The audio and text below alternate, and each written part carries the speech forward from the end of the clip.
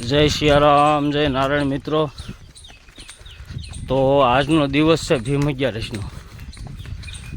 એટલે મિત્રો આ ભીમ 11ના આગલા દિવસે આપણે થઈ ગઈ હતી વાવણી.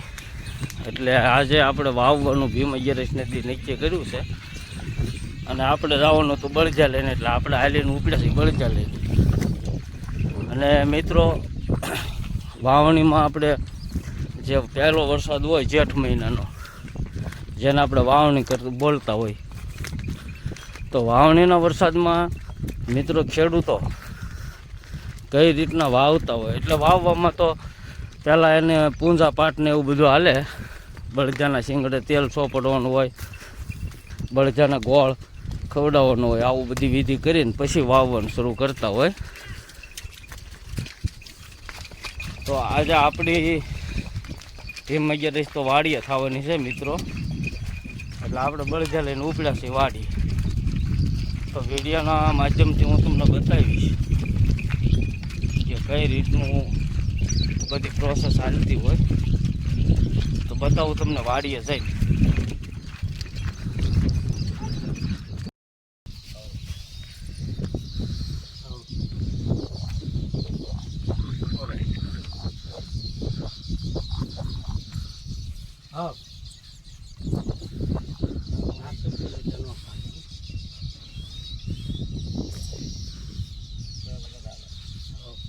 બધાને પેલા તેલ સોપડી દે.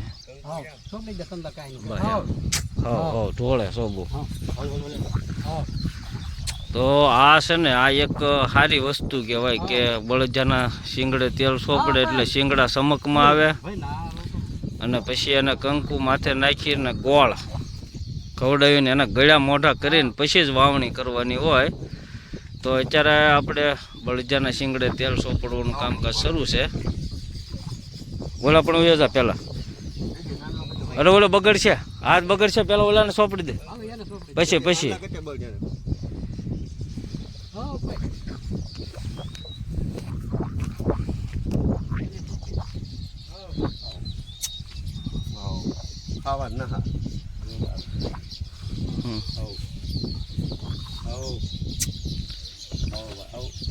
થોડે સો કેટલું તો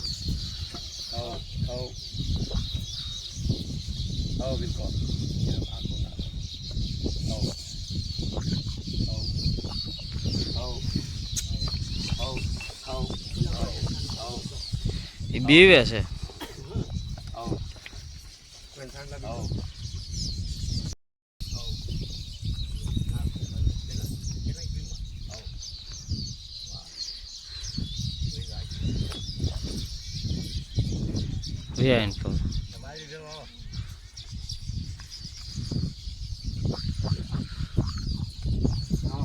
નાસનો મોડો થોબો એટલે કાંઈ ન કરે.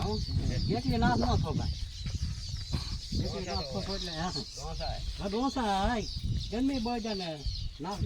દીદી આને સાંજલા કરતો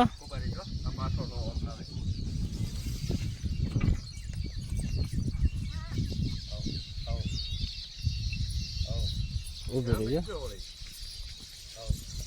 બિચારે કંકુ નાખ્યું છે માથે. સાંજલા કરી જવાનું જા કર્યા. ઉભા રહી જાય છે હો લખમણ કા.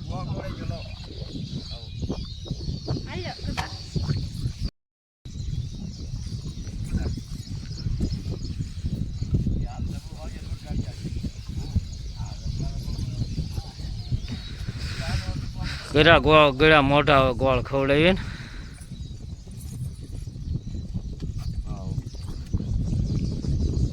એમ નહીં. પેલા સાંજલા કર્યા દીદી. હા દંતાળ ના કઈ જ નહીં.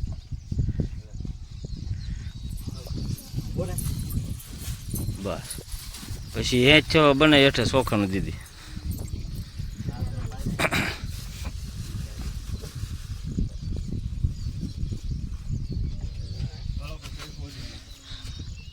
મોટો કરીને ચોખાનો બસ કરના અહીંયા સુધી. 9 વાગે આવશે. 9 વાગે ઠીક. બસ 9 વાગે જાવ. 9 વાગે હા આ તો છે પણ કાલી વાવતા થાય તે ક્ષેત્રાઈ ગયેલા. કાલ તાર બપોર હા તો એને ઉકો બગલા મગના દાણા એસે ધીરે ધીરે જા ઈ વાવતા થાક ને ચેન ચાલુ ન બસ કરી અને લાઈટ મળી દે સાત આવ્યા ક્યાં લઈ રહી હતી બસ જાતે ભાઈ લાઈટ કરે પછી આ બસ બહુ ન કરાય ફોટો ટાઈમ બસ અહીંયા સાંડલા કરી દે હા એમાં સુલમ નાખી દે હા બસ થોડોક વેર દે ને અહીંયા કાંઈ સાબા નહીં આ વાવે રાખવાનું છે કાકા અહીંયા આવો તો હા હા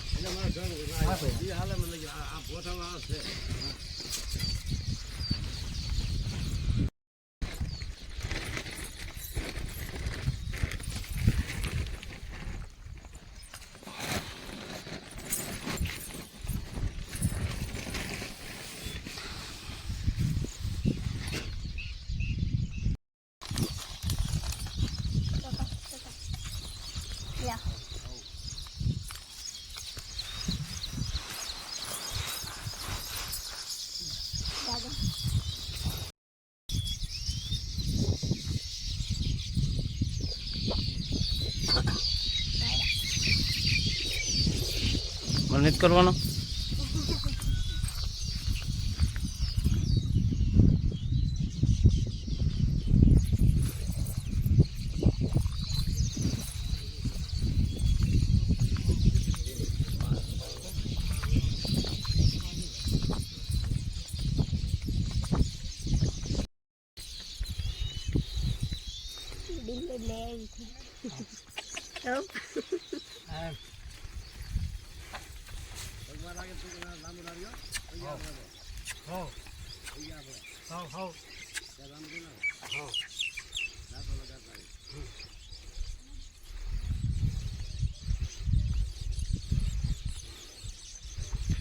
એના આવજો પછી આઈન પા ખાલી ખમો હા એક બે ઉતલ નાખી દે ને હા હા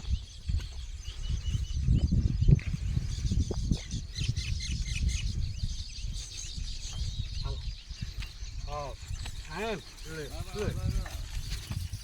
હા એમ